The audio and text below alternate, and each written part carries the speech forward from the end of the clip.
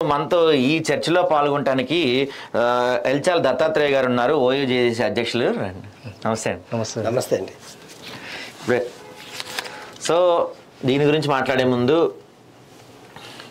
మాట్లాడే ముందు ఇప్పుడు దాదాపు 9 నెలలు పూర్తయింది కాంగ్రెస్ పార్టీ అధికారంలోకి వచ్చి.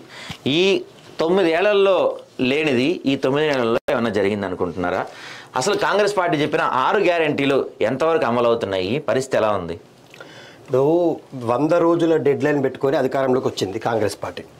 తెలంగాణ ప్రజలందరూ కూడా విశ్వసించారు. 100 రోజుల్లో 6 గ్యారెంటీలు, 13 హామీలు ఖచ్చితంగా నెరవేరుస్తారు కావచ్చు. ఆశపడి పాపం రైతులైతే 2 లక్షల రుణమాఫీ కోసం ఆశపడి రైతులు వేసారు, 2 లక్షల ఉద్యోగాల కోసం ఆశపడి నిరుద్యోగులు వేసారు. సో ఈ 2 పెద్ద సామాజిక వర్గాలన్నీ వచ్చిన 100 రోజుల్లోనే మోసం చేసిండు కదా.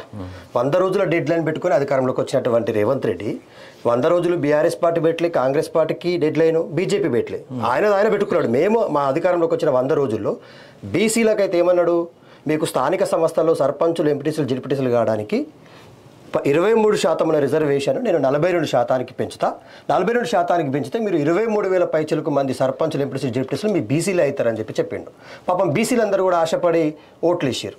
సో ఇక్కడ 6 గ్యారెంటీలలో ఒకటే బస్సు అనేటువంటిది, ఉచిత బస్సు తప్ప ఇంకొక్క హామీ కూడా నెరవేరినట్టుగా చూపించమని చెప్పండి కాంగ్రెస్ పార్టీ నాయకులను. ఎందుకు అడుగుతా ఉన్నామంటే, తెలంగాణ ప్రజలకు బీఆర్ఎస్ పార్టీ ఎంత చేసిందో అంతకంటే ఎక్కువ చేస్తాడని ఎక్స్పెక్టేషన్స్ తోటి ఓట్లేసారు. తక్కువ సమయంలో ఇవన్నీ నెరవేరుస్తాడని చెప్పేసి ఓట్లేసారు. 100 రోజుల్లోనే ఈ 6 గ్యారెంటీలు ఇస్తాడు, 13 హామీలు ఇస్తారని ఓట్లేసారు. కానీ అధికారంలోకి వచ్చిన తర్వాత రేవంత్ రెడ్డి చెప్పిన మాటలకు, ఇచ్చినటువంటి హామీలకు చాలా దూరం ఉందని అర్థమైపోయింది. అవి నెరవేరని హామీలు, సాధ్యం కాని హామీలు, అబద్ధపు పుట్టల మీద ఏర్పడినటువంటి హామీలు అవి. ఇంకోటి ఏంటంటే, భయంకరమైన విషయం ఏంటంటే, రేవంత్ రెడ్డి అత్యంత పెద్ద సామాజిక వర్గమైనటువంటి రైతులను, తెలంగాణ రాష్ట్రంలో గతంలో కేసీఆర్ కూడా ₹1,00,000 రుణమాఫీ చేసిండు. 58 లక్షల పైచులకు రైతులకు 31,000 కోట్లు రుణమాఫీ చేస్తే ఆయన 10 ఇయర్స్లో, ఈ రేవంత్ రెడ్డి గారు ఏమన్నారు, నేను వచ్చిన 100 రోజుల్లోనే మీకు ఎంబటే డిసెంబర్ 9వ తారీఖు నాడు మీరు రుణమాఫీ చేసేస్తారు 2 లక్షలు, మీరు అధికారంలోకి రాగానే చేసేస్తారు. చూసారా, ఇందాక మనం మాట్లాడుకున్నాం దీని గురించి. కాంగ్రెస్ పార్టీ ఎమ్మెల్యేలు వీళ్ళకి రుణమాఫీ అయిందని చెప్పి చెప్తున్నారు. వీళ్ళు కాంగ్రెస్ పార్టీ ఇప్పుడు ఎమ్మెల్యేలు, వీళ్ళకి రుణమాఫీ మాత్రం అందింది. దాదాపు 6 ఎమ్మెల్యేలకి, అధికార పక్షంలో ఉన్న 6 ఎమ్మెల్యేలకి రుణమాఫీ అందింది. కానీ మనం చెప్పుకుంటున్న ఒక సామాన్యులకు కానీ, ఇప్పుడు మీరు చెప్తున్న రైతులకు కానీ చాలా చోట్ల చాలా మండలాల్లో, గ్రామాల్లో ఎక్కడా కూడా రుణమాఫీ మనకి పూర్తిగా అమలు కాని పరిస్థితులు కనపడుతుంది. కానీ కాంగ్రెస్ ఎమ్మెల్యేలకు మాత్రం రుణమాఫీ వచ్చింది. ఒకటే అండి, ఇప్పుడు రైతుగా క్లెయిమ్ చేసుకున్నారు, రైతుగా లోన్కి వెళ్ళిండ్రు, రైతుగా రుణమాఫీ తీసుకున్నారు. మీరు నిజమైన రైతులే అయితే మరి ఒరిజినల్ రైతులకు ఎందుకు ఇస్తలేరు? మీరు రాజ్యాంగబద్ధమైన పదవిలో ఎమ్మెల్యేలే గెలిచిండ్రు, ఇవాళ స్పీకర్గా ఉన్నారు, కొంతమంది బాధ్యతాయుతమైనటువంటి విప్ పొజిషన్లో ఉన్నారు. సో మీలాంటి వాళ్ళు తీసుకునేటప్పుడు మాకొద్దు స్వచ్ఛందంగా ప్రకటించుకోవాల్సి ఉండే. లేదు, మీరు నిజంగానే రైతు రుణమాఫీ పేరు మీద తీసుకునే ఉంటే, నా నియోజకవర్గంలో ఇప్పుడు ఖమ్మం మేడిపల్లి సత్యం గారు ఉన్నారు, చెప్పదండి, వేముల వీరేశం అని ఉన్నారు, నకరేకల్, వీళ్ళందరి నియోజకవర్గాల్లో ఎంతమంది రైతులకు అందింది? మరి రైతులకు అందని రుణమాఫీ మీకెట్లా అందుతుంది? సో మీకేమో సాధ్యమవుతుంది, రైతులకేమో సాధ్యం కాదా? ఇప్పుడు అది కాదు, ఇప్పుడు రుణమాఫీ పెట్టారు. రుణమాఫీ పెట్టినప్పుడు అంటే ప్రభుత్వ ఉద్యోగికి, లేకపోతే ఎంపీలు, ఎమ్మెల్యేలు, మినిస్టర్లు, పై స్థాయి గవర్నమెంట్ ఆఫీసర్లు, వీళ్ళకి రుణమాఫీ అంటే, ఇప్పుడు సపోజ్ మన స్పీకర్ గారు ఉన్నారు, ఈయన 1,00,000 రుణమాఫీ అని కట్టుకోలేడా? ఎలక్షన్ ఖర్చు ఎంత పెడతారు? కోట్లలో. సరే, అఫీషియల్ గా గవర్నమెంట్ ఈసీ ఇచ్చిన దాని ప్రకారం మనకి ఎలక్షన్ ఖర్చు దాదాపు 25-30 లక్షలు ఉంటుంది. అది కాకుండా కోట్లలో ఖర్చు పెడతారు. అంటే ఇప్పుడు రుణమాఫీ ఇచ్చినప్పుడు వాళ్ళు ఒక చిన్న దాంట్లో ఒక లైన్ యాడ్ చేయొచ్చు కదా, ఏమని, ప్రభుత్వ అధికారులు, లేకపోతే ప్రభుత్వంలో ఉన్నవాళ్ళు, ఎమ్మెల్యేలు, ఎంపీలు, విపక్షాలు సరే ఎవరైనా బీఆర్ఎస్ వాళ్ళు అవనివ్వండి, బీజేపీ వాళ్ళు అవనివ్వండి, ఎమ్మెల్యేగా గెలిచాడంటే ఆయన పెట్టగలడు. గతంలో రైతు బంధు విషయంలో మనం బీఆర్ఎస్ పార్టీ కూడా ఇదే తప్పు చేసింది కదా గతంలో. ఇప్పుడేమంటే వీళ్ళు కూడా అదే చేస్తున్నారు. ఇప్పుడు వీళ్ళు కూడా ఇది నిజంగా చెప్తున్నా కదా, మేము రాజ్యాంగబద్ధమైన పదవులను స్వచ్ఛందంగా మాకు ఈ రుణమాఫీ అక్కర్లేదు, మా నియోజకవర్గంలో మాకు వచ్చే డబ్బులు మా రైతులకు ఎవరికైతే రాలేదని చెప్పేసి ధర్నాలు చేస్తా ఉన్నారో, రోడ్ల మీదకి వచ్చి పోరాడుతా ఉన్నారో, వాళ్ళకి ఇవ్వండి, స్వచ్ఛందంగా విరమించుకోవాల్సిన అవసరం ఉంది. అంత చిత్తశుద్ధి ఉందా అండి ఈ నాయకులకు? అంత చిత్తశుద్ధి ఉంటే ఇవాళ రైతులు రోడ్ల మీదకి వస్తారు? ఇప్పుడు మీరు అన్నట్టు గతంలో బీఆర్ఎస్ ప్రభుత్వం ఏదైతే చేసి ప్రజలకు దూరం అయిందని చెప్తున్నామో, ఇప్పుడు అదే బాటలో వీళ్ళు కూడా వెళ్తున్న పరిస్థితి మనకు కనపడుతుంది ఇక్కడ చూస్తే. ఇప్పుడు ఎందుకంటే సేమ్ మిస్టేక్స్ వాళ్ళు ఏవైతే చేశారో అదే పరిస్థితి వీళ్ళు కూడా వెళ్తున్న పరిస్థితి మనకు కనబడుతుంది. తర్వాత దాని గురించి ఇందాక మనం మాట్లాడుతూ ఇక్కడ ఇప్పుడు ఈయన ఏమంటారు, ఈ మధ్య కాలంలో మనం వార్తలు చూస్తే ప్రతి ప్రధాన పత్రికల్లో ప్రతి చోట రోజుకు ఒక దాంట్లో అయినా మెయిన్గా మనకు కనపడుతున్న వార్త ఏంటి, రేవంత్ రెడ్డి దృష్టి మొత్తం ఫ్యూచర్ సిటీ RRR గురించి ఆయన ఫుల్ కాన్సన్ట్రేషన్ పెట్టారు. అసలు ఇక్కడ పరిస్థితి చూస్తే మనకి మీరు అన్నట్టు రుణమాఫీ అమలు కాని పరిస్థితిలో ఉన్నాయి. రుణమాఫీకి వాళ్ళు చెప్పిన 40,000 కోట్లు 30 అయింది, 30 కాస్త 17 అయింది, 17 అయింది. కానీ ఇప్పుడు చూస్తే ఈ ఫ్యూచర్ సిటీ RRR వీటి మీద పెట్టిన శ్రద్ధ, వీటి మీద పెట్టే సమీక్ష రుణమాఫీ మీద ఎందుకు పెడతలేదు? ఒకటే అండి, ఇప్పుడు రైతులు అనేటువంటి వాళ్ళకు తూతూ మంత్రంగా చేసినామంటే చేసినాం, చెప్పినామంటే చెప్పినాం, ఇచ్చినామంటే ఇచ్చినామన్నట్టుగా ఇచ్చేసి తూతూ మంత్రంగా ఎంత అండి 10,03,000 పైచిలకు రైతులు ఇవాళ రుణమాఫీ పొందలేదు. కేవలం 22 లక్షల మంది రైతులకి రుణమాఫీ వచ్చింది. వాళ్ళ అఫీషియల్ లెక్కల ప్రకారమే, బ్యాంకర్స్ నుంచి తెచ్చుకున్నటువంటి సమాచారం ప్రకారం మొట్టమొదటిసారిగా రేవంత్ రెడ్డి గారికి అవగాహన లేక 41 లక్షల మంది ఉన్నారు. ఎంత అండి, తిప్పి కొడితే 41,000 కోట్లు మేము పెట్టేస్తామని. ఇవాళ తెలంగాణ రాష్ట్రంలో కేసీఆర్ గారు అధికారంలోకి వచ్చిన తర్వాత చెరువుల్లో నీళ్ళు వచ్చిన తర్వాత, కుంటల్లో నీళ్ళు వచ్చిన తర్వాత, బావుల్లో నీళ్ళు వచ్చిన తర్వాత, గ్రౌండ్ వాటర్ పెరిగిన తర్వాత వ్యవసాయ క్రమతాలు పెరిగినాయి.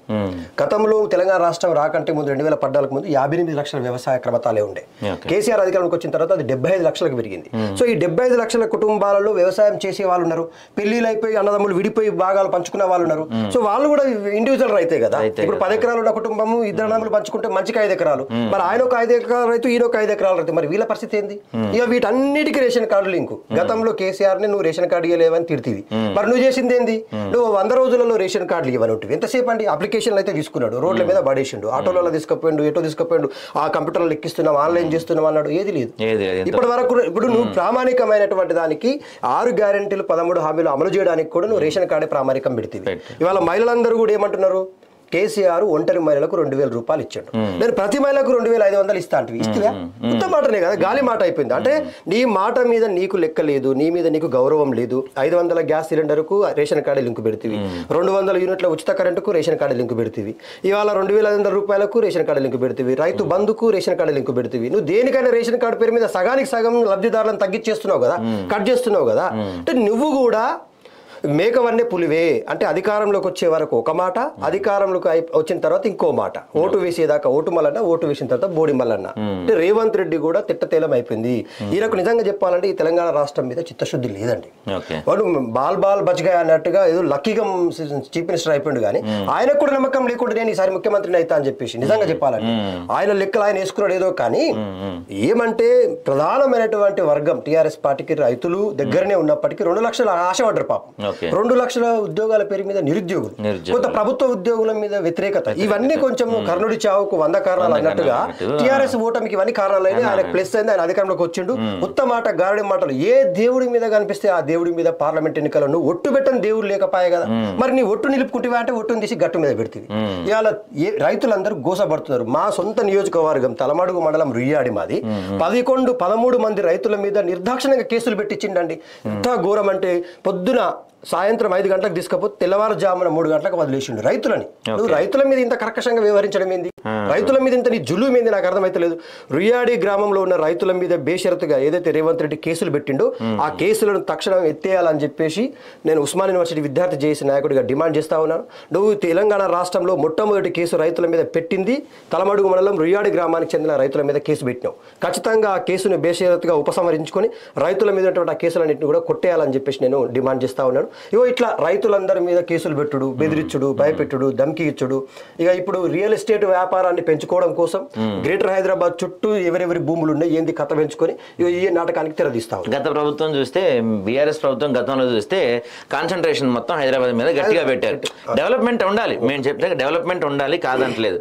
హైదరాబాద్ మీదే కాన్సన్ట్రేషన్ పెట్టి గచ్చిబౌలి కానీ లేకపోతే ఈ ప్రాంతం మీద కాన్సన్ట్రేషన్ పెట్టి మిగతా జిల్లాల్లో అభివృద్ధి కొంత దూరం అయ్యారన్న మాట అయితే మనం ఒప్పుకొని తీరాలి. ఇప్పుడు అదే బాటలో లో కూడా వీళ్ళు పయనిస్తున్నారు. అంటే మనకు ఎందుకు మన పాలకులందరికీ తెలంగాణ అంటే హైదరాబాద్ ఒకటి ఎందుకు కనపడుతుంది?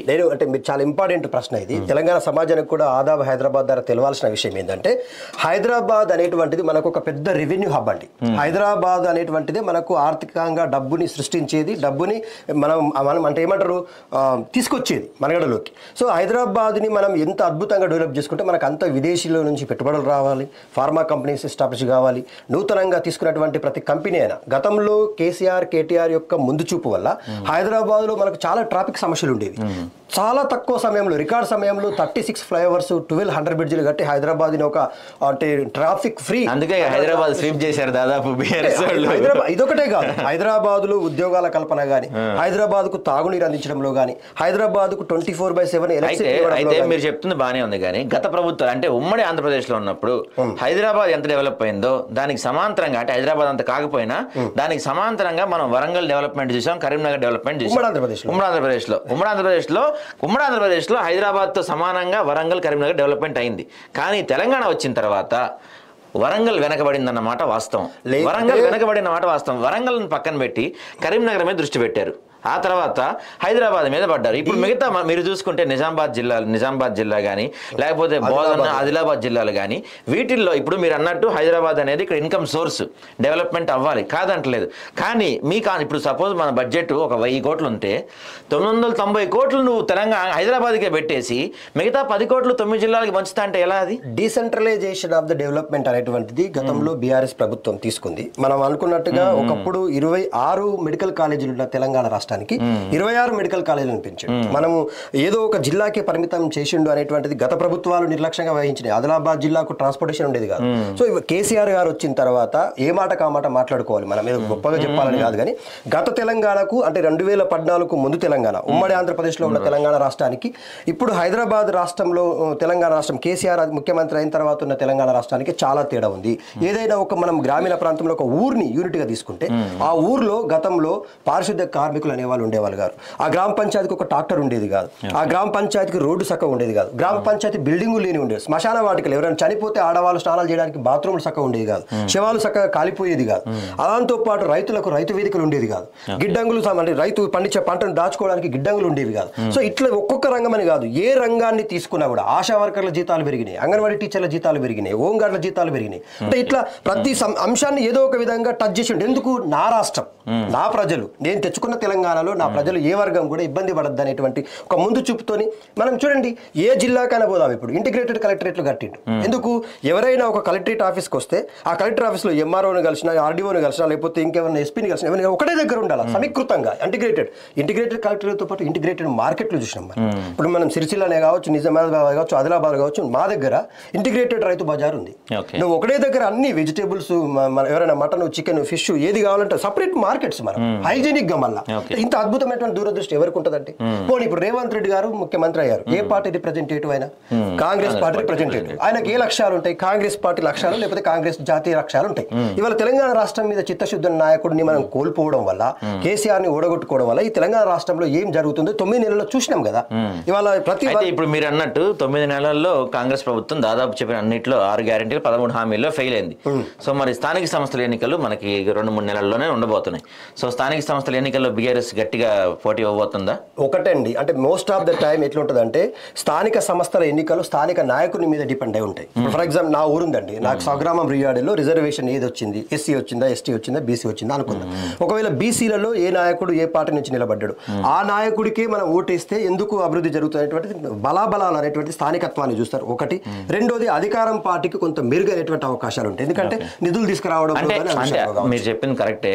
అంటే ఇప్పుడు మీరు చెప్పినట్టు స్థానిక నాయకత్వం ఎంత బలంగా ఉన్నా, లేకపోతే స్థానిక ఎమ్మెల్యేని చూసినా, స్థానిక నాయకులను చూసినా, మీరు చెప్పినట్టు 6 గ్యారెంటీలు 13 హామీలు అమలు కాకపోతే జనమైతే ఓట్లు వేయాలి కదా. ఇప్పుడు జనం అయితే కాంగ్రెస్ పార్టీ మీద విపరీతమైన పీకల్లోతు కోపం మీద ఉన్నారు. మరి ఇక్కడ మనం చూసుకుంటే ఒక పక్క నుంచి కాంగ్రెస్ పార్టీ ముఖ్యమంత్రి, సాక్షాత్ ముఖ్యమంత్రి బీఆర్ఎస్ బీజేపీలో కలిసిపోతుంది అంటున్నాడు. బీజేపీ నుంచి చూసుకుంటే కేంద్ర మంత్రులు బండి సంజయ్ గాని, కిషన్ రెడ్డి గాని లేదు కాంగ్రెస్ లో కలిసిపోతుంది అంటున్నారు. అంటే ఒకప్పుడు ఒక 9 సంవత్సరాలు చెప్పాలంటే తెలంగాణ రాజ్యం మీద ఏకచక్రం అది పంచిన బీఆర్ఎస్ ఇప్పుడు చూస్తే ఆ పార్టీలో కలిసిపోద్ది ఈ పార్టీలో కలిసిపోద్ది అనే వార్తలు వచ్చే పరిస్థితికి ఎందుకు దిగజారింది అనుకుంటున్నాను? దిగజారడము లేకపోతే మాట్లాడడం అనేటువంటి దానికి రెండు కారణాలు. ఒకటి, కేంద్ర ప్రభుత్వము తెలంగాణ రాష్ట్ర బడ్జెట్ విషయంలో కేటాయింపుల విషయంలో రూపాయి కేటాయించలేదు. సో జీరో బడ్జెట్ ఇచ్చింది కాబట్టి బీజేపీని ఎవరైనా వేలెత్తి చూపాలంటే ప్రశ్నించే పార్టీ ఎవరు? ఇక్కడ బీఆర్ఎస్ పార్టీ బలమైన ప్రతిపక్షంగా ఉంది. సో బీజేపీని ప్రశ్నించుతుంది బీఆర్ఎస్ పార్టీ, ఇటు రాష్ట్రంలో 6 గ్యారెంటీలు 13 హామీల మీద ప్రశ్నిస్తుంది కాంగ్రెస్ పార్టీని బీఆర్ఎస్. సో ఈ బీఆర్ఎస్ పార్టీలు రెండు కూడా ఒక దాంట్లో ఒకటి మిర్జైపోయినాయి అనేటువంటి ఒక కొత్త నాటకానికి దారి తీస్తే నీ దాంట్లో అంటే నీ దాంట్లో అని చెప్పేసి నువ్వే అంటే నువ్వే ఒకరి మీద ఒకరు వేసుకోవడం వల్ల అదేమైపోతుందంటే ఈ 6 గ్యారెంటీలు పక్కకు పోతే ఆ రూపాయి ఇవ్వనోడు బీజేపీ మోడీ తెలంగాణ రాష్ట్రానికి గుండు సున్నా చూపించిండు. ఇదే రేవంత్ రెడ్డి కోడిగుడ్డు నెత్తి మీద పెట్టుకొని పార్లమెంట్ ఎలక్షన్ లో గాడిద గుడ్డు అని చెప్పి తిరిగింది. మరి ఆ గాడిద గుడ్డే కాదు ఇవాళ బీజేపీ పార్టీ మన తెలంగాణ రాష్ట్రానికి ఇచ్చింది. ఇవాళ ఈ రేవంత్ రెడ్డి 6 గ్యారెంటీలు 13 హామీల్లో కూడా గాడిద గుడ్డే కదా తెలంగాణ ప్రజలకు ఇచ్చింది. కాబట్టి ఈ అన్నింటినీ పక్కకు పెట్టడానికి 6 గ్యారెంటీలు ఎవరు అడగద్దని చెప్పి బలంగా ప్రశ్నిస్తున్నటువంటి బీఆర్ఎస్ పార్టీనే ఉండదు, కనుమరుగైపోతుంది, బీజేపీలో కలుస్తుంది, కాంగ్రెస్ లో కలుస్తుంది, కొత్త నాటకానికి దారి తీశారు. ఇంటర్నల్ గా పార్టీలో డిస్కషన్ లేదా? ఒకటే చెప్తున్నారండి, బీఆర్ఎస్ పార్టీ అనేటువంటిది ఈ రాష్ట్రంతో ఉన్న పేగుబంధంతో పుట్టింది. వేరే రాష్ట్రాల్లో ఏ పార్టీకైనా ఒక చారిత్రక అంశంతో పుట్టొచ్చు, కానీ నా తెలంగాణ రాష్ట్రంలో బీఆర్ఎస్ పార్టీ అనేటువంటిది ఈ రాష్ట్రం సాధించడం కోసం పుట్టింది. 2001లో పురుడు పోసుకున్న జల విహార్లో బీఆర్ఎస్ పార్టీ టీఆర్ఎస్ పార్టీ ఈ తెలంగాణ రాష్ట్రాన్ని సాధించుకునే వరకు కంకణం కట్టుకుని ఢిల్లీ పురవీధుల్లో ప్రతి ఒక్క రాజకీయ పార్టీ నాయకుని ఇంటికి తిరిగి మెట్లెక్కి దండం పెట్టి దాక్షణం చేసి 36 పార్టీల నాయకులను ఒప్పించి జై తెలంగాణ అనిపించండి. 2 ఎంపీలతోటి తెలంగాణ రాష్ట్రాన్ని సాధించుకున్నాం కదా. ఇవాళ తెలంగాణ రాష్ట్రాన్ని సాధించుకున్న రాష్ట్రానికి తొలి ముఖ్యమంత్రిగా కేసీఆర్ గారు ఏం చేసిండో కళ్ళ ముందు నేను 100 విషయాలు చెప్తాను. 100 అంశాలలో మనం ఏ విధంగా చెప్పుకో. ఇప్పుడు కాదండి నేనేమంటున్నా, 6 గ్యారెంటీలు 13 హామీలు 100 రోజుల్లో ఇస్తాన్న వ్యక్తి ఏమో ఒకటే ఇచ్చేసి ఉచిత బస్ ఇచ్చేసి చేతులు దులిపేసుకున్నాడు. మరి ఈయన చెప్పిన వాటికంటే చెప్పని చాలా ఉన్నాయి కదా. ఒక్క రైతు విషయంలోకి వస్తే ప్రభుత్వంలో చెప్పిన అన్ని జరగవు.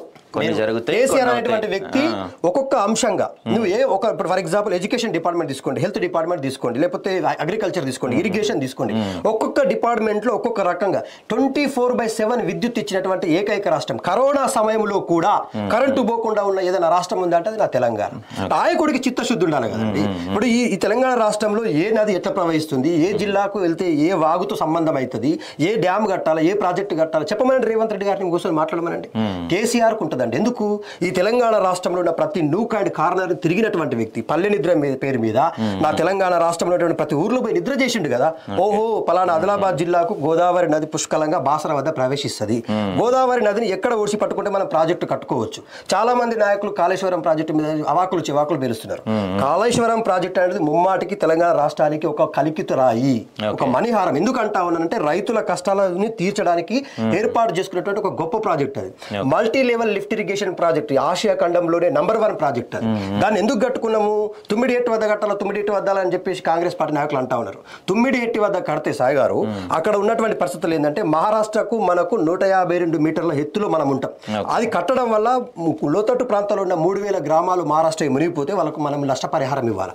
ఇంకోటి భౌగోళికంగా గోదావరి నది ఎత్తైన ప్రాంతం నుంచి ప్రవహించడం వల్ల డ్యామ్ అనేటువంటిది అంత సురక్షితంగా ఉండదు. ఒకవేళ డ్యామ్ ఇరిగిపోయింది అనుకో లోతట్టు ప్రాంతాల్లో ఉన్న తెలంగాణ గ్రామాలు కూడా కరీంనగర్, పెద్దపల్లి ప్రాంతాలన్నీ కూడా మొత్తం జలమయం అయిపోతాయి.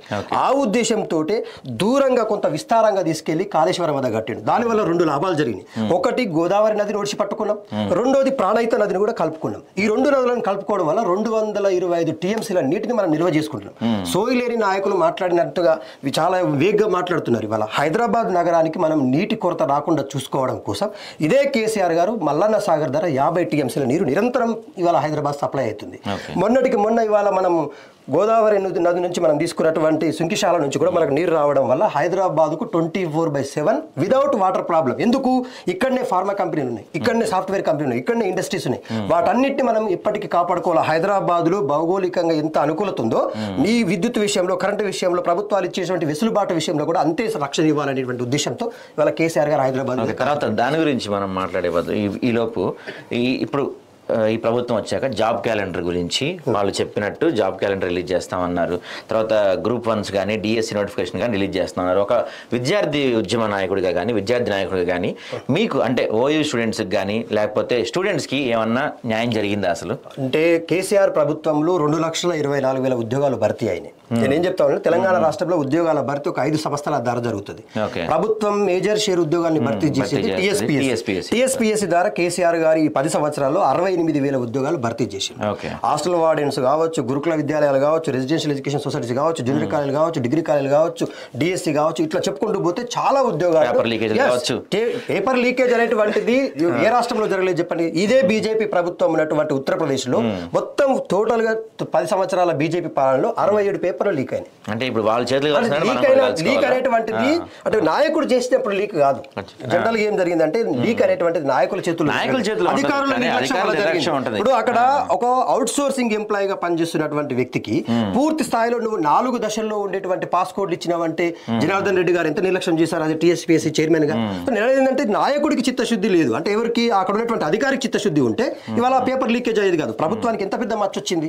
కేసీఆర్ అనేటువంటి వ్యక్తికి ఆ గ్రూప్ 1 పేపర్ లీకేజ్ అంటే మాయన మచ్చగా మిగిలిపోయింది. సో అది ఎవరి నిర్లక్ష్యం వల్ల జరిగిందంటే ఇవాళ జనార్దన్ రెడ్డి వల్ల జరిగిందని చెప్తారు. ఇప్పుడు ప్రభుత్వం కూడా చూసుకోవాలి కదా సార్. అదే ఇప్పుడు నేనేమంటున్నా, ప్రభుత్వం ఏమనుకుంది, ఒక అధికారాన్ని విశ్వసించింది, నమ్మింది, మీ మీద ఒక బాధ్యత పెట్టింది, నువ్వు టీఎస్పీఎస్సీని కాపాడు, టీఎస్పీఎస్సీ ద్వారా ఉద్యోగాలు త్వరిత వేగంగా తొందరగా భర్తీ చేయి, పిల్లలందరూ వ్యతిరేకంగా ఉన్నారు, మనకు ఆశతో ఉన్నారు, ఉద్యోగాలతో ఎదురు చూస్తున్నారు, ఆవరావరు అని చెప్పి ఈయన అన్ని పేపర్లు కూడా పాస్వర్డ్లు నువ్వు గుర్తుపెట్టుకో బిడ్డ అని చెప్పి వాని పువ్వులు నంబర్కి పంపిస్తే వాడు ఒక అమ్మాయి మోజులో పడి అమ్మాయికి పంపించేసిండు. అన్ని తెలంగాణ రాష్ట్రంలో అతిపెద్ద రిక్రూట్మెంట్ వ్యవస్థ అంటే టీఎస్పీఎస్సీ మీద ఆ మాత్రం టైం అంటే కనీసం అవగాహన లేకుండా కనీసం ఏం జరుగుతుంది టీఎస్పీఎస్సీలో అంత పెద్ద రిక్రూట్మెంట్ వ్యవస్థని అసలు ఏం చేస్తున్నారు వీళ్ళు, రిక్రూట్మెంట్ ఏం చేస్తున్నారు, క్వశ్చన్ పేపర్లు ఎక్కడ పోతున్నాయి, జిరాక్స్ సెంటర్లు అమ్ముకోబట్టి రండి. రీసెంట్ గా మనము ఇప్పుడు ఏదైతే నీట్ ఎగ్జామ్ పేపర్ మనం చూసాం, బీజేపీ ప్రభుత్వం Atal Bihari Vajpayee school of management అనేటువంటిది గుజరాత్ లో ఒక పెద్ద సంస్థ. ఆ సంస్థనే వాళ్ళ పేపర్ లీక్ చేసి విచ్చలవిడిగా బీహార్ కు, జమ్మూ కాశ్మీర్ నుంచి మొదలుకుంటే తెలంగాణ రాష్ట్రం వరకు ఆ నీట్ పేపర్ లీకేజ్ యొక్క ఆనవాళ్ళు దొరికినాయి. సజీవ బీహార్ అని అయితే క్వశ్చన్ పేపర్లను సజీవంగా సాక్ష్యం కాలబెడితే అవి తీసుకుపోయి పోస్ట్ మార్టం చేస్తే అవి ఒరిజినల్ పేపర్స్ అని తేలిపోయినాయి. నేను అనేది ఏంటంటే పేపర్ లీకేజ్ అనేటువంటిది రాష్ట్ర వ్యాప్తంగా జరుగుతూ ఉంది, అన్ని రాష్ట్రాల్లో ఉంది. దీనికి ఒక ఇంటిగ్రేటెడ్ కంప్యూటర్ మేనేజ్మెంట్ సిస్టమ్ రావాల్సిన అవసరం ఉంది. ఎందుకంటే ఆన్లైన్ వ్యవస్థ అనేటువంటిది పటిష్టంగా జరగాల, సెంటర్స్ యొక్క నిబద్ధత కూడా చాలా చిత్తశుద్ధి నిరూపించుకోవాలా. మిమ్మల్ని విశ్వసించి మీకు సెంటర్ ఇస్తాం, మీరు గంట ముందు పేపర్ మీకు వచ్చేసిన తర్వాత మీరు ఆ పేపర్ లీక్ చేసేసుకుని వేరే వాళ్ళకి ఇచ్చుకుంటే కూడా ప్రభుత్వం మీదకి చెడ్డ పేరు వస్తుంది. సో ఇట్లాంటివన్నీ పరిష్కరించడం కోసం ఒక ఇంటెలెక్చువల్ టీమ్ తో కమిటీలు వేసుకోవాల్సిన అవసరం ఉంది. అయితే అండి నాది ఒక చిన్న దీంట్లో ఇప్పుడు ఓయూ విద్యార్థులు అంటే నేను ఓయూ విద్యార్థులు ఉద్యోగాల అంశం అడిగి ఇప్పుడు తెలంగాణ రాష్ట్రంలో ఇదే రేవంత్ రెడ్డి గారు 2 లక్షల ఉద్యోగాలు వేస్తా అని చెప్పేసి ఒక జాబ్ క్యాలెండర్ ప్రకటించిండు. నేను ఏమంటున్నా అంటే ఉస్మాన్ యూనివర్సిటీ విద్యార్థి నాయకుడిగా ఒక పిహెచ్డి స్కాలర్ గా డిపార్ట్మెంట్ ఆఫ్ ఇంగ్లీష్ లో నాది పిహెచ్డి అయిపోయింది. ఒక పిహెచ్డి చేసినటువంటి పరిపూర్ణమైన విద్యార్థి నాయకుడిగా నేను ఏమడుగుతా ఉన్నానంటే ఉస్మానియా యూనివర్సిటీ విద్యార్థులు అందరే కాదు, తెలంగాణ రాష్ట్రంలో ఉన్న 11 విశ్వవిద్యాలయ విద్యార్థులందరూ కూడా ఆవురావురమని ఉద్యోగాల కోసం ఎదురు చూస్తున్నారు. నువ్వు ఉద్యోగాలు వేసేటువంటి ఏదైతే జాబ్ క్యాలెండర్ ప్రకటించినావో దాంట్లో స్పష్టత లేదు. ఎందుకు లేదు అంటున్నా, అప్లికేషన్స్ ఎప్పుడు తీసుకుంటావు, నోటిఫికేషన్ ఎప్పుడు రిలీజ్ చేస్తావు, ఎన్ని వేకెన్సీస్ ఉంటాయి, ఒకవేళ వేకెన్సీస్ నీకు ఇప్పుడు ప్రకటించడం వీలుగాకపోవచ్చు, అది నిరంతరం జరిగే ప్రక్రియ, యాడ్ అవుతుంది డిలీట్ అవుతుంది కావచ్చు, కానీ నువ్వు స్పష్టతని ఇస్తే క్లారిటీని ఇస్తే బాగుంటుంది. అది ఎట్లుందంటే ఇప్పుడు జాబ్ క్యాలెండర్ రేవంత్ రెడ్డి ప్రకటించింది కడక్ ఇస్త్రీ జేబు ఖాళీ లాగుంది, కడక్ ఇస్త్రీ జేబు ఖాళీ వ్యవస్థ లాగా ఉంది. ఎందుకంటే అందులో ఏమీ లేదు, ఏదో అడుగుతున్నారు కాబట్టి ఇచ్చేయాలని చెప్పి వేగంగా ఎలక్షన్ మేనిఫెస్టోకు ముందు అన్ని న్యూస్ పేపర్లలో ప్రకటించిన జాబ్ క్యాలెండర్ కు ఈ జాబ్ క్యాలెండర్ పెద్ద తేడా ఏమీ లేదు. ఇక కేసీఆర్ విషయానికి వస్తే 2,24,000 ఉద్యోగాలు భర్తీ చేశారు. ఎట్లా అంటే టీఎస్పీఎస్సీ ద్వారా 68,000 ఉద్యోగాలు భర్తీ చేశాడు. పోలీస్ రిక్రూట్మెంట్ అంటే కేసీఆర్ అంటే పోలీస్ రిక్రూట్మెంట్ అని ఈ 10 సంవత్సరాల్లో దాదాపుగా 78,000 పైచీలకు పోలీసు ఉద్యోగాలు భర్తీ చేసిండు. ఇక 5 కార్పొరేషన్స్ ఉన్నాయి మనకు తెలంగాణ రాష్ట్రంలో ఉన్నటువంటి కార్పొరేషన్స్ ద్వారా ఇప్పుడు మనకు దాదాపుగా 60,000 పైచీలకు ఉద్యోగాలు భర్తీ చేశాడు. ఇక DSC, TET, TRLB Telangana state level recruitment board ఒకటి పోలీస్ కి, అలాగే tribe Telangana residential education institution recruitment board ఒకటి, ఆ ట్రైబ్ ద్వారా 22,000 ఉద్యోగాలు భర్తీ చేశాడు. నేను అనేది ఏంటంటే ఇప్పుడు రేవంత్ రెడ్డి గారు వచ్చి ఆర్డర్లు ఇచ్చిన ఉద్యోగాలు కూడా కేసీఆర్ నోటిఫికేషన్ ఇచ్చినాయి కదా. కేసీఆర్ ఇచ్చిన 30,000 ఉద్యోగాలకు నేను ఇచ్చుకున్నా అని చెప్పుకున్నాడు. రేవంత్ రెడ్డి గారు అధికారంలోకి వచ్చిన తర్వాత ఒక్క నోటిఫికేషన్ కూడా ఎందుకు మాట్లాడట్లేదండి? ఇప్పుడు బీఆర్ఎస్ గవర్నమెంట్ లో ఎగ్జామ్స్ జరిగినాయి, నోటిఫికేషన్ అప్పుడే వచ్చినాయి, సెలక్షన్ అనేది దాదాపు అప్పుడే జరిగింది, ఓన్లీ ఫైనల్ ఆర్డర్ రిజల్ట్స్ మాత్రం వీళ్ళు ఇచ్చిర్రు అనేది అందరికి తెలుసు. అది సరే, అది కాంగ్రెస్ వాళ్ళు చెప్పుకుంటారు, అది వేరే వాళ్ళ పుట్టిన బిడ్డ నా బిడ్డ అంటే తప్పదు, అది 100%. మరి ఎందుకు బీఆర్ఎస్ దాన్ని ఖండించలేదు? ఎక్కడైనా ప్రెస్ మీట్ పెట్టి ఈ విషయాన్ని మాట్లాడుతుందేమో చాలా రోజులు చూసినా, ఒక్క వ్యక్తి కూడా బీఆర్ఎస్ సంబంధించిన లీడర్లు ఎందుకు చెప్పలేకపోతున్నారు అసలు? అంటే ఇప్పుడు నిరుద్యోగులు ఇల్లిటరేట్స్ కాదు కండి, ఇప్పుడు అక్షరాస్యులు నిరక్షరాస్యులకు అయితేనేమో ఏమో నిరక్షరాస్యులకు మేము ఇది చేసినాం అని చెప్తే ఓహో ఇది చేసిండు అని చెప్తారు. నిరుద్యోగులందరికీ తెలుసు కదా. సరే, ఇక్కడ నిరుద్యోగులకి తెలుసు అన్న విషయం పక్కన పెడితే మీరు చెప్పినట్టు మీరు ఇప్పుడు ఒక బీఆర్ఎస్ పార్టీ రిప్రజెంటేటివ్ గా ఉన్నారు. సో బీఆర్ఎస్ పార్టీ నుంచి మీరు ఎందుకు దీన్ని ఖండించలేదు? దీనిపై ఎందుకు ఎక్కడ నిరసనలు కానీ ప్రోగ్రామ్స్ కానీ జరగలేదు? ఇప్పుడు మీరు చెప్పినట్టు ఒక లెక్కలతో సహా తీసుకొచ్చి ఇదిగో గత ప్రభుత్వం ఇవి నోటిఫికేషన్స్ ఇచ్చినవే, గత ప్రభుత్వం చేసినవే, ఇవన్నీ మీరు జస్ట్ ఊరికే వాటికి ఆఫర్ లెటర్లు ఇస్తున్నారు అంతే అని చెప్పి ఎక్కడా కూడా బీఆర్ఎస్ ఖండించిన పరిస్థితి కానీ బీఆర్ఎస్ గట్టిగా ప్రశ్నించి మనకు కనపడలేదు. వైద్య ఆరోగ్య శాఖ మంత్రిగా హరీష్ రావు గారు 7,816 ఏఎన్ఎం పోస్టులు, నర్సుల పోస్టులు, తర్వాత ల్యాబ్ టెక్నీషియన్ పోస్టులు భర్తీ చేసిండు. అది ఆయన స్పష్టంగా శ్వేతపత్రం విడుదల చేసిండు. ఇగో రేవంత్ రెడ్డి నువ్వు అధికారంలోకి వచ్చింది 2024 జనవరి అనుకో, డిసెంబర్ 23 డిసెంబర్ జనవరి అనుకుందాం ఎగ్జామ్. జనవరి నుంచి ఇప్పటి వరకు కౌంట్ చేసుకుంటే నువ్వు ఇచ్చిన నోటిఫికేషన్ ఎదిగో మేము ఇచ్చిన డేట్ తో సహా అని చెప్పేసి డేట్లతో సహా ప్రకటించడం. అంటే నిరుద్యోగులకు అర్థమైంది, ఉద్యోగాలు పొందిన ఉద్యోగ అభ్యర్థులకు అర్థమైంది ఇది ఖచ్చితంగా కేసీఆర్ ఇచ్చినటువంటి నోటిఫికేషన్ లోనే మేము ఉద్యోగాలు పొందినాము అని.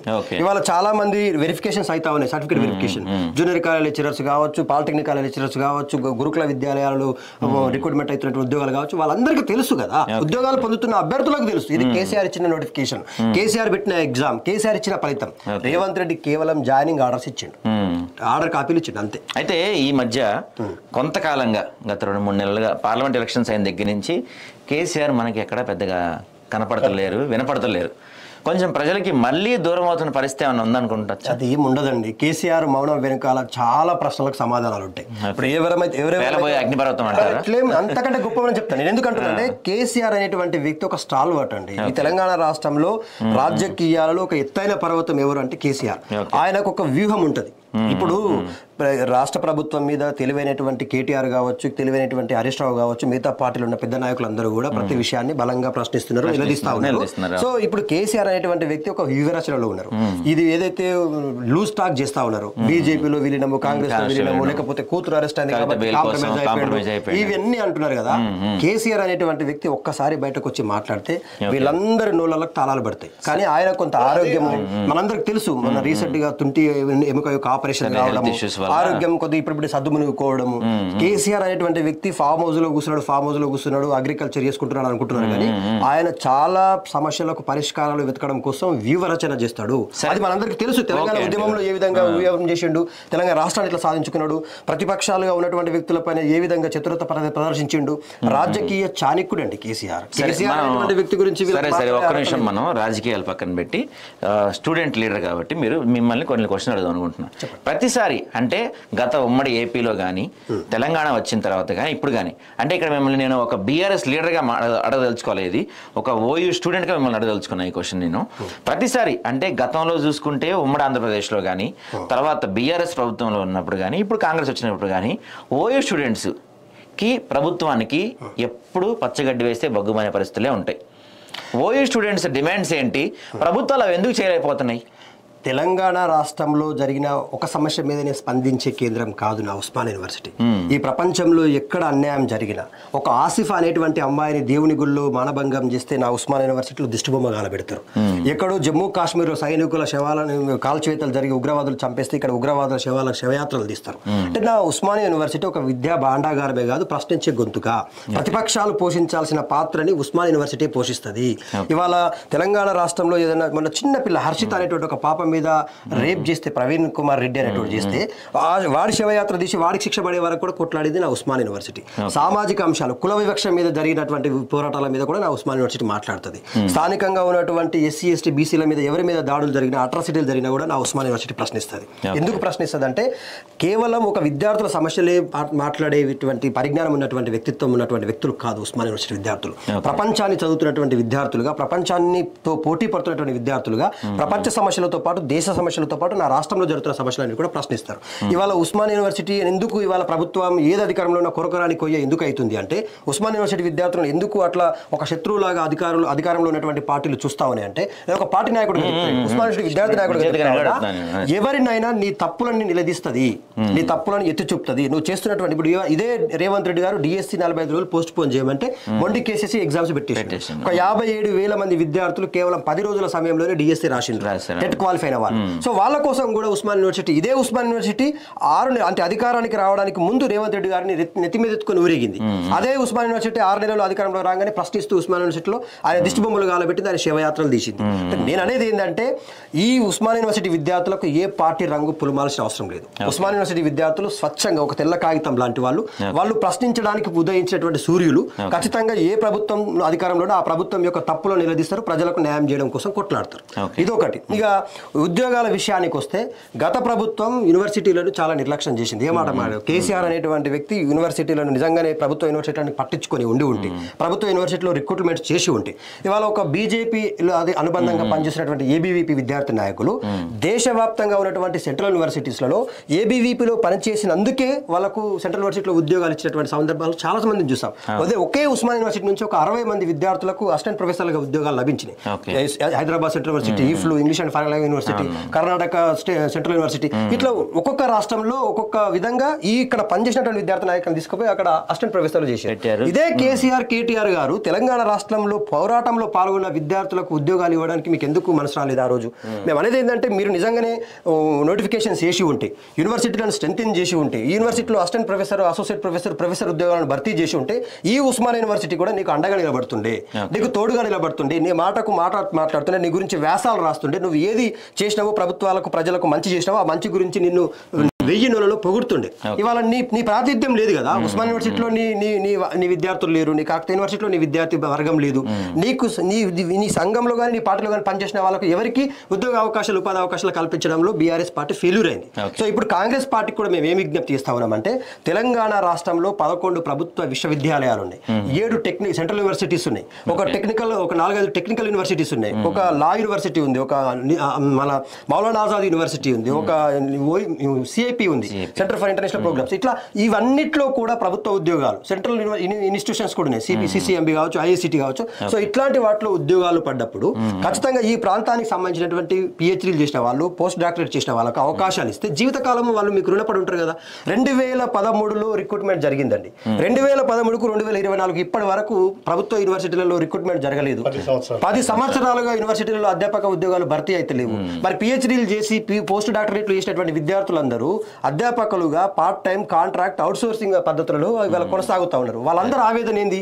అరే నేను తెలంగాణ రాష్ట్రం కోసం కొట్లాడినా, ఇదే తెలంగాణ రాష్ట్రం కోసం ఇదే యూనివర్సిటీలో దిష్టి బొమ్మలు గాలబెట్టినా, జైలు బారో చేసినా, అసెంబ్లీ ముట్టడి చేసినా, వంట వార్పులు చేసినా, రైలు రోకోలు చేసినా నాకెందుకు ఉద్యోగం మీద ఒక తరం నాశనం అయిపోయింది కదా.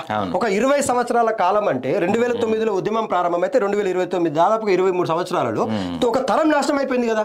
ఒక తరం ఉద్యోగాలు లేకుండా పోయింది కదా, నిరుద్యోగులుగా మిగిలిపోయింది కదా. సమాజంలో పనికి వచ్చి పరిపక్వత ఉండి నాలెడ్జ్తో ఉన్న వాళ్ళు ఇవాళ సమాజానికి ఉపయోగపడకుండా అయిపోయారు కదా. ఇప్పుడు ఈ యూనివర్సిటీలో అందుకే అంటా ఉన్నాం, ఖచ్చితంగా రేవంత్ రెడ్డి గారు మీరు చిత్తశుద్ధి నిరూపించుకోండి, యూనివర్సిటీలో ఉన్నటువంటి అధ్యాపక ఉద్యోగాలు భర్తీ చేయండి, అసిస్టెంట్, అసోసియేట్ ప్రొఫెసర్ ఉద్యోగాలను భర్తీ చేయండి, కాంట్రాక్ట్. ఇప్పుడు దత్తాత్రేయ గారు చెప్పినట్టు ఇవన్నీ అమలు చేస్తే ఓయూ స్టూడెంట్స్ కాంగ్రెస్ పార్టీ వైపు నిలబడతారు అని చెప్పి అట్లా అని కాదు. అంటే ఉంటుంది ప్రభుత్వం. ఇప్పుడు మీరు అన్నట్టు ఈ గత ప్రభుత్వాలు ఏవి కూడా మీరే అన్నారు, గత ప్రభుత్వాలు ఇవన్నీ చేస్తుంటే అధ్యాపక ఉద్యోగాలు చేస్తుంటే నిలబడే వాళ్ళు ఇప్పుడు ఇవన్నీ చేసి నిలబడతారు కదా. నీకైనా నాకైనా ఒక కుటుంబం ఉంటుంది, మనకు బాధ్యత ఉంటుంది. జీవితం అనేటువంటిది స్ట్రగుల్ ఫర్ ఎగ్జిస్టెన్స్. మనం మనగడ కోసం పోరాటంలో ఎవరి అవసరాలు వాళ్ళకు ఉంటాయి. నీ అవసరాలు తీరాలంటే నీకు నెలకింత జీతం రావాలి, నా అవసరాలు తీరాలంటే నా కుటుంబ బాధ్యత తీరాలంటే నాకింత నెలకు జీతం రావాలి. అది ఎవరు ఉపాధి అవకాశాలు కల్పిస్తే వాళ్ళని జీవితకాలం రుణపడి ఉంటారు కదా. అది కేసీఆర్ అనే కావచ్చు, రేవంత్ రెడ్డి కావచ్చు, బీజేపీ నరేంద్ర మోడీ కావచ్చు, ఎవరు అవకాశం ఇస్తే వాళ్ళని 1000 నెలలతో పొగుడుతారు. అవకాశం ఇచ్చిన అది అంతే. నేను అంటాను అదే ఇప్పుడు చేస్తే కనుక ఒకవేళ మీరు చెప్పినవన్నీ రేవంత్ రెడ్డి, ఎందుకంటే ఇప్పుడు ఇది ఆదాబ్ న్యూస్ చాలా మంది చూస్తున్నారు, చాలా మంది కాంగ్రెస్ పార్టీ వాళ్ళు కూడా ఈ వీడియో వెళ్తుంది. సో ఈయన చెప్పినవన్నీ అంటే ఉద్యోగాల భర్తీ కానీ లేకపోతే ప్రొఫెసర్ల నియామకాలు కానీ యూనివర్సిటీలో ఇవన్నీ ఈయన చెప్పినవన్నీ కాంగ్రెస్ పార్టీ పాటిస్తే, ముఖ్యమంత్రి రేవంత్ రెడ్డి పాటిస్తే ఓయూ విద్యార్థి గుండెల్లో మీరు చిరస్థాయిగా నిలిచిపోతారు రేవంత్ రెడ్డి గారు. సో ఈ సూచనలు మీరు తీసుకొని పాటిస్తే మాత్రం మీకు ఖచ్చితంగా ఓయూలో ఇప్పుడు ఓయూ స్టూడెంట్స్ మీకు అగనెస్ట్గా ఉన్న ఓయూ స్టూడెంట్స్ కూడా మీకు అండగా నిలబడే పరిస్థితులు అయితే ఉంటాయి. ఇంకోటండి, ఇప్పుడు ఏదైనా రాజకీయ పార్టీ తన అధికారంలోకి రావడం కోసం ఉస్మానియా యూనివర్సిటీలో ఉన్నటువంటి విద్యార్థి నాయకత్వం మొత్తాన్ని కూడా వాడుకుంటారు. అది కాంగ్రెస్ పార్టీ కావచ్చు, బీజేపీ పార్టీ కావచ్చు, బీఆర్ఎస్ కావచ్చు. కానీ ఇక్కడ బీజేపీ పార్టీని మాత్రం అప్రిషియేట్ చేయాల్సిన అవసరం ఏంటంటే ఎక్కడ ఉద్యోగ ఉపాధి అవకాశాలు ఉన్నా అక్కడ వాళ్ళ అవకాశాన్ని కల్పిస్తారు. ఇర్రెస్పెక్టివ్ ఆఫ్ ఎనీ క్యాస్ట్, అది ఎస్సీ కావచ్చు, ఎస్టీ కావచ్చు, బీసీ కావచ్చు, ఏదైనా కావచ్చు, వాళ్ళకు ఉద్యోగ ఉపాధి అవకాశాలు కల్పించి వాళ్ళ జీవితాలలో వాళ్ళకు ఒక స్థిరత్వాన్ని ఇస్తారు. ఇదే కాంగ్రెస్ పార్టీ, బీఆర్ఎస్ పార్టీ ఈ రెండు చేయడంలో ఫెయిల్యూర్ అయినాయి. సో ఇప్పుడు కేసీఆర్ గారు కూడా ఇవాళ బాధపడాల్సిన అవసరం ఏంటంటే ఉస్మానియా యూనివర్సిటీలో తనకంటూ ఒక వర్గం లేకుండా పోయింది. తన కోసం పోరైన విద్యార్థి నాయకులకు రాజకీయ అవకాశాలు ఇచ్చాడు. బాలకా సుమన్ అయ్యండు, గ్యాదర్ కిషోర్ అండు, గెలు శ్రీనివాస్ అయ్యండు, దూదిమెట్ల బాలరాజు అయ్యండు, ఇట్లా చెప్పుకుంటూ పోతే వందల మందికి రాజకీయ అవకాశాలు ఇచ్చినాం.